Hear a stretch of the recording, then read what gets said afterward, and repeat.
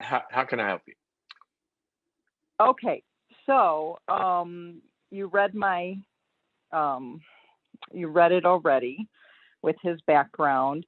Well, I did. No, no, How no. can I didn't read. All I read was that you have a relationship problem about your husband going on a golf, or a relationship I question about your husband's a golfer and wants to go on a trip. That's what I know. correct? Yes. Okay. So we have we've been dealing, we've been restored for about 5.5 years now. After him wanting a divorce, then it all comes out he had an affair. The affair was Oh, over, and then he said, okay, he wants to stay with me now, and we built it. It was really hard on my end because he was very mean to me and tried to blame me for everything. And I learned on your books all about gaslighting and all that, and it's been great, and boundaries. Now good, we're good, at a good. point in our life.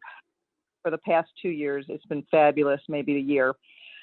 My anxiety's down. Like, I've forgiven him. We've moved on. He wants to stay married. He's in love. We're doing great. Had a great vacation. Just got back from Florida where he golfed every day. Loved it. No problems with that. But now he works with a guy who's recently divorced. And this guy has been known to have affairs in the past. And he's dating a much younger woman, and then that's over now. And now he wants to go on a golf trip with this gentleman and my son, who is, Oh, in his 20s. But every time he says it, I'm going to go, I'm planning to go, he doesn't say, how do I feel about that? I just cringe, and I'm like, well, maybe it'll never happen. But it sounds like I don't want to let him get his hopes up too high. But my question is, how can I let him know how this will affect me? Because my husband still drinks quite a bit. oh, He maybe sloshes around here once a week after a little too much. And, and then if he does go, how can I be less rocked by this when he is gone? Or do we even need to put boundaries if he goes? Or I don't want to feel like I'm controlling him, because that's been his whole thing about me in the past, that I was very controlling and yeah. manipulating, and I've worked through that. God has really, ripped that out of my life and let me see that affected my marriage. And 50-50, I was part of this too. So those are my two questions. My first one is, how can I let him know how this will affect me? Or does he Um, really understand or should it affect me? okay, let me ask you a question. I'm gonna back up for a second. So what how bad is the drinking problem?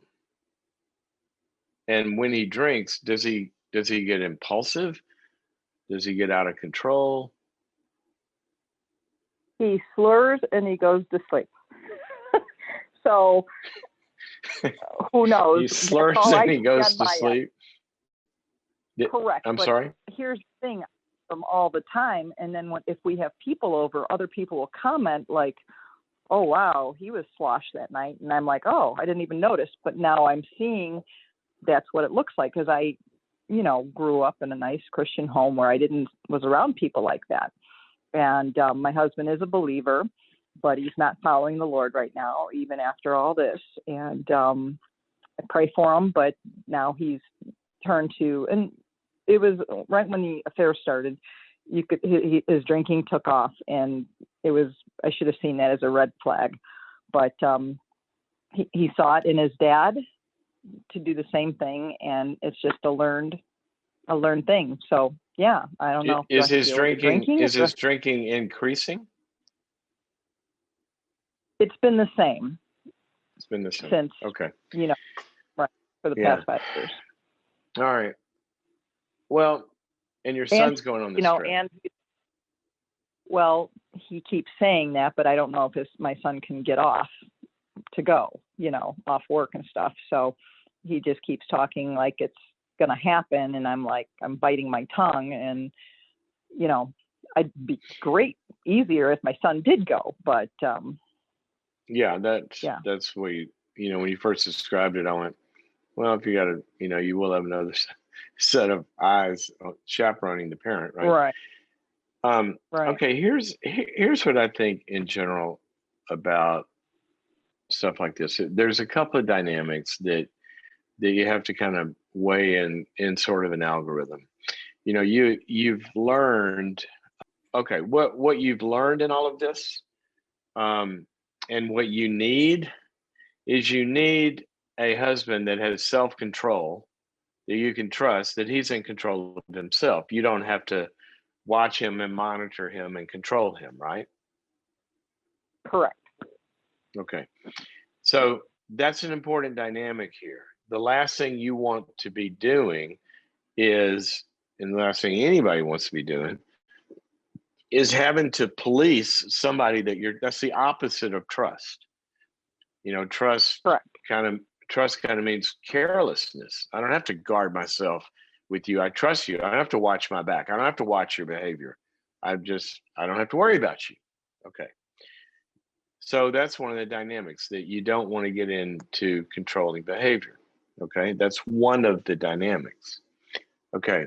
But another dynamic here, and something that I strongly believe in, that when a couple, or a family or any other relationship, a business relationship or whatever, when you're seeing something or something's happening that you don't feel comfortable with, that's something that should be able to be cured.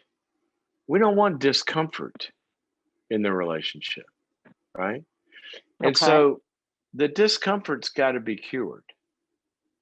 And so generally, the way discomfort is cured is you say to him, okay, now just please don't hear any of this in any bad way, that I'm accusing you of having another affair or acting out or anything. I don't believe that.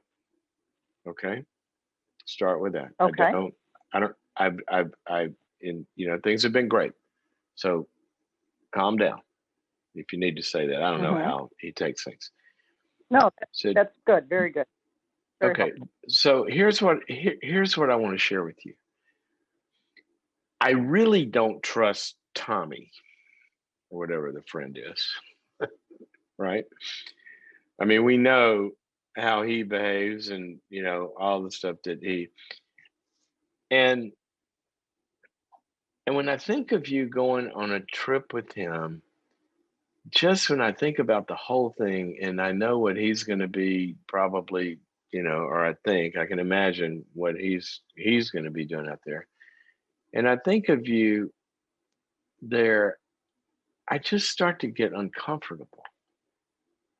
And honestly, another part of it is, and I don't want to be on your case here, but I'm not the only one that's seeing it either, that sometimes I'm not sure that you are aware of how much you're drinking. And sometimes when people are drinking, they lose impulse control and lose inhibitions. And I see you out there with him, and I just start to get uncomfortable with this whole thing. Can we talk about that? And see Wow. how that conversation goes? Because what I would want to hear from him is, oh gosh, well, I don't want you to feel uncomfortable. What can we do to, let's see, remember I said my goal is to cure the discomfort, right? Right. So how can we cure the discomfort? And there's 1,000 different answers for that. Right.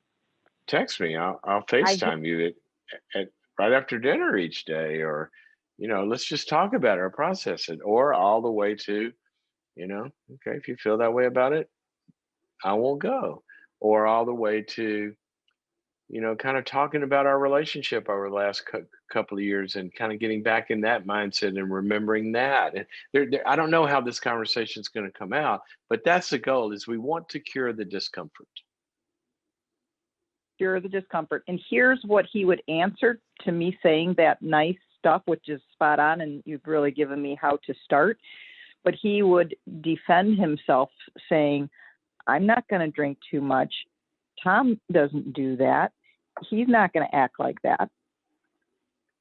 So it's more, what do I do then with the defensive? Okay, then I would say, okay, then, sweetheart, help me with my cognitive dissonance here on, because I got a problem, and this is kind of what causes my discomfort.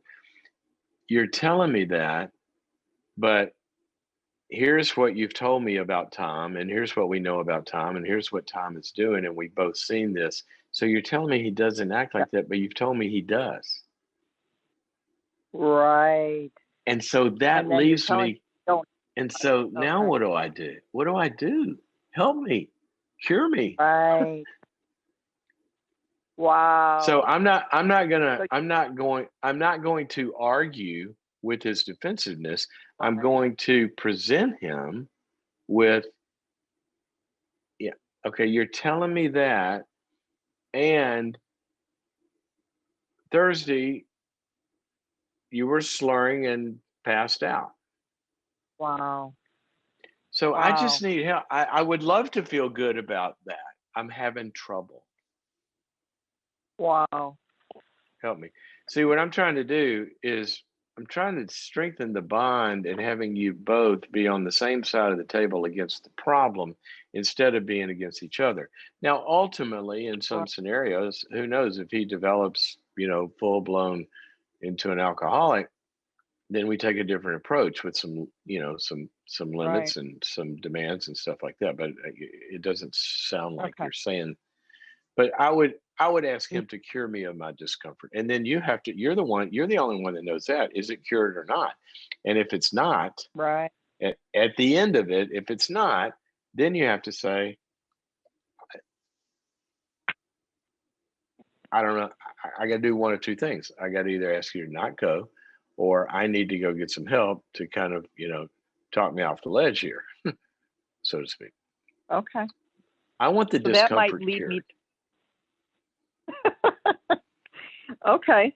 This is very good. So when he gets defensive, so he's telling me one thing, but this is what I actually see. And I need to just go with the facts, what I see, not what he's defending himself about. No. You got to go with all of the all the facts. And the facts are both things.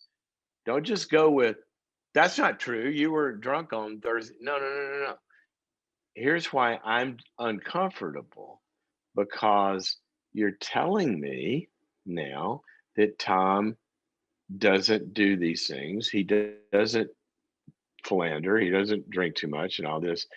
And you've told me 15 examples of when you said he did do that. So help me with that. Okay. See, we're going to help him try to see reality here before you have to go to further limits. But I'm concerned about the drinking. Okay. If he passes out once a week, that's no, he's not passing out. He has such a physical job. He goes to bed early and he's up early, and so he drinks a lot at night. So he says to help him sleep, but his job's so physical, it just, it's not like he passes out. He just goes to bed early. Whatever the scenario is, it's something you don't feel good about. Exactly. Okay. Exactly. That's what has to be cured in a relationship. Right. Okay. Okay. Thank you so much, Doctor. And might I say, you have a good day. Thank you. Okay. Thank you very much. And hope that conversation goes well. Sometimes, and I can, I can see the comments on Facebook. Yeah, she should tell him to. Well, some of you are going to have very strong reactions, tell her to come down harder. Some of you are going, you got to trust him. He's been, sober relationally for 5 years. He hasn't done. So it's going to be all over the map. But what ultimately, sure, if things are going bad, you have to set, significant limits and boundaries. But what you want to do is you want to try to get on the same page to where trust is working. And when facts are getting in the way of trust, then we have to address those. Have to address those. All righty.